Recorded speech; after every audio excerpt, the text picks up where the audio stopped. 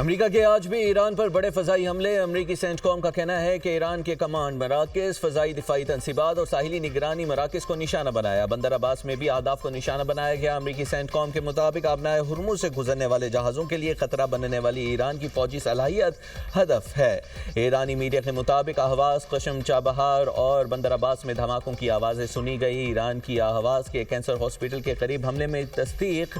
بیان میں کہا کہ حالیہ امریکی حملوں میں ایرانی فوج کے 7 اہلکاروں سمیت 35 افراد شہید، 300 زخمی ہوئے۔ پاسداران انقلاب کے مطابق تہران کے قریب پاک دشت میں فضائی دفاعی نظام نے حملہ ناکام بنایا۔ حملوں میں سمنان ایئرپورٹ کے کچھ حصوں کو نقصان پہنچا ہے۔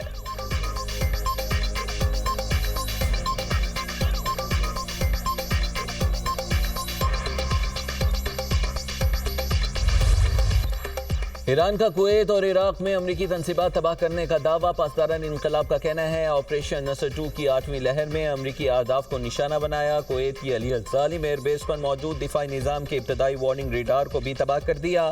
عراق کے قصر پورٹ بیس پر بھی امریکی فوجیوں کو نشانہ بنایا گیا ہے۔ میزائل اور ڈرون حملوں میں امریکی اہداف کو مکمل تباہ کیا۔ دوسری جانب کویت کا 21 ڈرونز اور 4 کروز میزائلز تباہ کرنے کا دعویٰ۔ ترجمان دفتر وزارت دفاع کا کہنا ہے کہ ایرانی حملے میں ملک کی متعدد اہم تنصیبات کو نشانہ بنایا گیا۔ کسی جانی نقصان یا کسی کے زخمی ہونے کی اطلاع نہیں ملی۔ عراق میں امریکی قونصلیٹ کے قریب دھماکے، ڈرون کا ملبہ قونصلیٹ کے قریب گرنے سے آگ بھڑک اٹھی۔ عراقی حکام کے مطابق 2 ڈرون اور امریکی فوجی اڈے کے قریب گر کر تباہ ہوئے۔ ایک ڈرون اربیل ایئرپورٹ کی بیرونی دیوار کے قریب گرا۔ عراقی وزیر اعظم علی الزیدی کی اربیل پر ڈرون حملوں کی مذمت۔ اردن کی فوج کا کہنا ہے کہ 8 ایرانی ڈرونز مار گرائے، کوئی جانی یا مالی نقصان نہیں ہوا۔ بحرین میں بھی سائرن کی آوازیں۔ بحرینی وزارت داخلہ کا کہنا ہے عوام حفاظتی اقدامات پر عمل کریں۔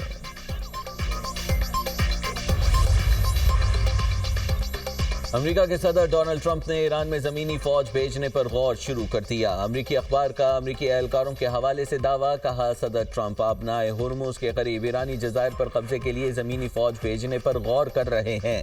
ایرانی پلوں پر حملے کی دھمکی کے سوال پر امریکی صدر نے کہا کہ مجھے ڈیڈ لائن دینا پسند نہیں، ایران کو اپنا رویہ بہتر کرنا چاہیے۔ ایرانی رہنما ملاقات کر کے معاملہ طے کرنا چاہتے ہیں، ہم دیکھیں گے ایران سے سمجھوتا کرتے ہیں یا نہیں۔ امریکی صدر نے ایران کو جلد شکست دینے کا دعویٰ بھی کیا۔ کہا ایران نے ایک امریکی شہری کو رہائی دے دی۔ جس خاتون کو رہائی دی گئی اسے بائیڈن دور میں ایران نے گرفتار کیا تھا۔ امریکی خاتون ایران سے باہر جا چکی، محفوظ اور اچھی حالت میں ہے۔ ایران کی جانب سے خیر زگالی کے اس اظہار کو امریکہ سراہتا ہے۔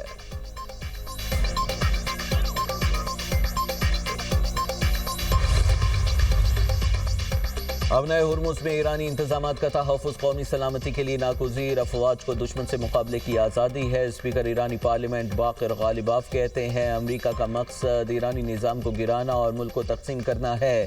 ہمارے پاس مضبوط بننے کے سوا کوئی چارہ نہیں۔ مفاہمتی یادداشت سے فائدہ نہیں ہوتا تو اس پر عمل کا جواز نہیں۔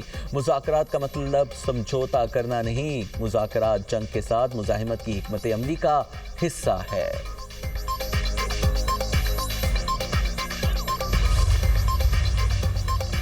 ایرانی بندرگاہ جانے کی کوشش کرنے والے ٹینکر جہاز کو ناکارہ بنا دیا۔ امریکی سینٹرل کمانڈ کے مطابق تجارتی جہاز نے امریکی ناکہ بندی کی خلاف ورزی کی کوشش کی۔ جہاز نے متعدد بار وارننگز کو نظر انداز کیا۔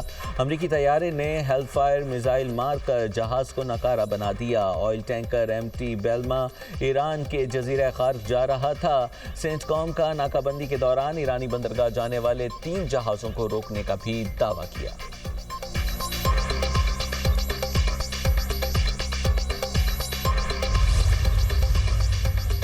امریکہ کی جانب سے ایران کی بحری ناکہ بندی۔ پاسداران انقلاب کا مشرق وسطی سے تمام توانائی برآمدات روکنے کا اعلان۔ کہا امریکہ اور اتحادیوں کو فائدہ پہنچانے والے دوسرے تمام راستے بند کر دیں گے۔ علاقائی توانائی کی برآمدات سب کے لیے ہوں گی یا کسی کے لیے بھی نہیں ہوں گی۔ ایرانی حق حکمرانی تسلیم کرنے تک آبنائے ہرمز بند رہے گی۔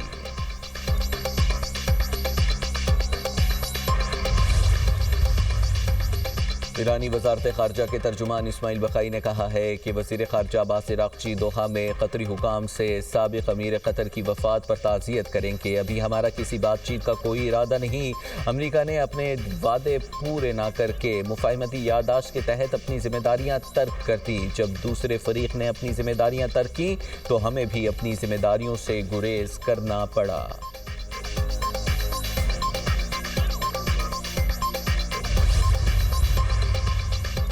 ہزاروں فوجی بھیج کر حکومت گرانے کا دور ختم ہو چکا. اب امریکہ دیگر ممالک کے سیاسی مستقبل کا فیصلہ فوج کے ذریعے نہیں کرے گا. امریکی نائب صدر جے ڈی وینس کہتے ہیں ایران کے معاملے میں درست سمت میں آگے بڑھ رہے ہیں. ایران کی جوہری تنصیبات کو تباہ کرنا قلیل مدتی ہدف تھا. دیرپا حل کے لیے معاہدہ ضروری ہے. اس وقت ہماری ترجیح آبنائے ہرمز کو کھلا رکھنا اور عالمی سطح پر تیل اور گیس کی آزادانہ ترسیل کو یقینی بنانا ہے. جو لوگ ایران کے ساتھ مذاکرات کی مخالفت کرتے ہیں وہ کوئی قابل عمل متبادل پیش نہیں کرتے. مزید کہا اسرائیل امریکہ میں عوامی رائے کی جنگ ہار رہا ہے. اسرائیل امریکی سیاست پر اثر انداز ہونے کی کوشش کرتا ہے.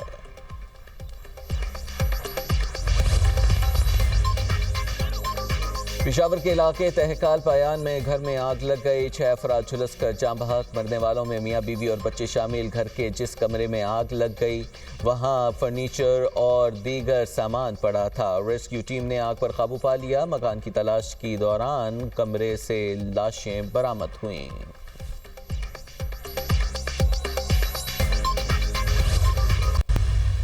اگر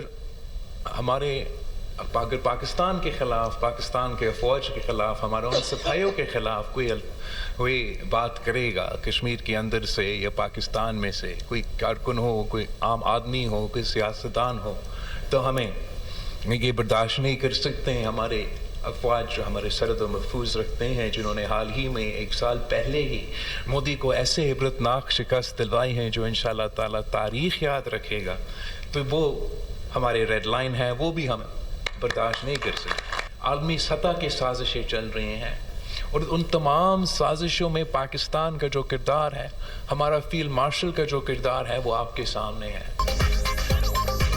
پاک فوج ہماری ریڈ لائن ہے. پاک فوج اور شہداء کے خلاف کوئی بات برداشت نہیں کریں گے. افواج ہماری سرحدوں کو محفوظ رکھتی ہیں. سیاست کرنی چاہیے پر لفظوں کا چناؤ مناسب ہو. فیلڈ مارشل کی عسکری بصیرت کی دنیا معترف ہے. قیام امن میں پاکستان کے کردار کو دنیا نے سراہا ہے. چیئرمین پیپلز پارٹی بلاول بھٹو زرداری کا آزاد کشمیر میں عہدیداروں اور ٹکٹ ہولڈرز کے اجلاس سے خطاب. بولے کشمیر کی صورتحال پر مکمل توجہ مرکوز ہے. پرتشدد احتجاج اور مظاہروں کی کسی صورت اجازت نہیں. کشمیر میں ہونے والی سیکیورٹی جوانوں کی شہادت پر دل رنجیدہ ہے. کوئی ریاست کو بلیک میل نہیں کر سکتا. بندوق اور دھرنے کے زور پر ترمیم نہیں ہو سکتی. ہم آج بھی چاہیں گے کہ کوئی درمیانی راستہ نکلے. مہاجرین کے نمائندگان کو پارلیمنٹ میں دیکھنا چاہتا ہوں. دریائے سندھ کے پانی پر سمجھوتا نہیں کریں گے.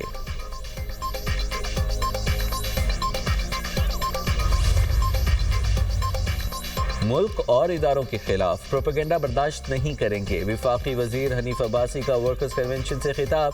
کہا شہداء سے متعلق مولانا فضل الرحمان کے بیان کی شدید مذمت کرتے ہیں. شہداء اور ان کے اہل خانہ ہمارے ماتھے کا جھومر ہیں.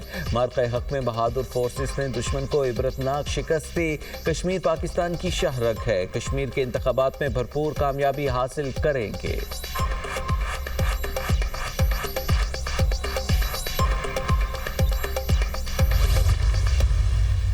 مسلح اور پرتشدد جتھوں کو کسی قسم کی رعایت نہیں دی جائے گی اور قانون شکنی کرنے والے عناصر اپنے مضمون مقاصد میں ہرگز کامیاب نہیں ہوں گے. کالعدم عوامی ایکشن کمیٹی نے خواتین، معصوم بچوں، اسکول، کالج اور یونیورسٹی کے طلباء و طالبات کو احتجاجی سرگرمیوں میں آگے لا کر انسانی ڈھال کے طور پر استعمال کرنا شروع کر دیا ہے. طلباء کو تعلیمی سرگرمیوں سے ہٹا کر احتجاج کا حصہ بنانا نئی نسل کے مستقبل سے کھیلنے کے مترادف ہے.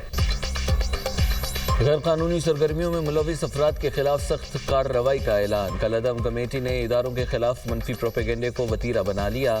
کشمیر اور پاکستان کو کوئی طاقت الگ نہیں کر سکتی۔ سیکرٹری داخلہ آزاد جموں و کشمیر چودھری گفتار حسین کی نیوز کانفرنس۔ کہا کسی پرتشدد گروہ کو عوامی معاملات متاثر کرنے کی اجازت نہیں دیں گے۔ کالعدم کمیٹی تحریک میں ناکامی کے باعث عوام کو ورغلانے کی کوشش کر رہی ہے۔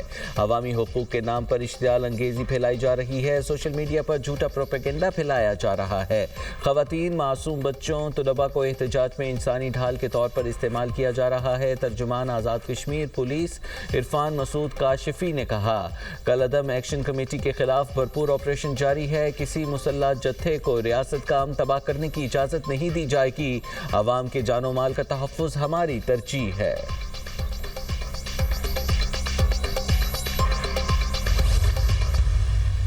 Green corporate life stock initiative ساتھیوں کو تحسین پیش کرنا چاہتا ہوں۔ لائف سٹاک کے حوالے سے جو کاوشیں کی ہیں وہ یقیناً لائق تعریف ہیں، مگر یہ ایک لمبا سفر ہے، مل کر ہمیں طے کرنا ہے، یعنی وفاق اور صوبائی حکومتوں نے مل کر۔ اب ہمیں باتوں سے آگے بڑھ کر عمل کی طرف بڑی تیزی سے بڑھنا ہے۔ میرٹ پر سمجھوتا ہو رہا تھا، سفارشی لوگ چین بھجوائے جا رہے تھے۔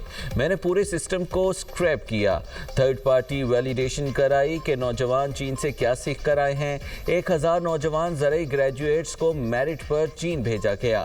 وزیر اعظم کا مزید 1000 بچوں کو چین بھجوانے کا اعلان۔ شہباز شریف کا لائف سٹاک کی استعداد کے حوالے سے قومی سیمینار سے خطاب۔ کہا جدید ٹیکنالوجی سے ہماری زراعت میں انقلاب آئے گا۔ جدید ٹیکنالوجی کی عدم دستیابی کی وجہ سے ہم خطے میں لائف سٹاک کے شعبے میں پیچھے ہیں۔ لائف سٹاک کی ترقی کے لیے وفاق اور صوبوں کو مل کر کام کرنا ہوگا۔ ہمیں صوبوں کے ساتھ مل کر لمبا سفر طے کرنا ہے۔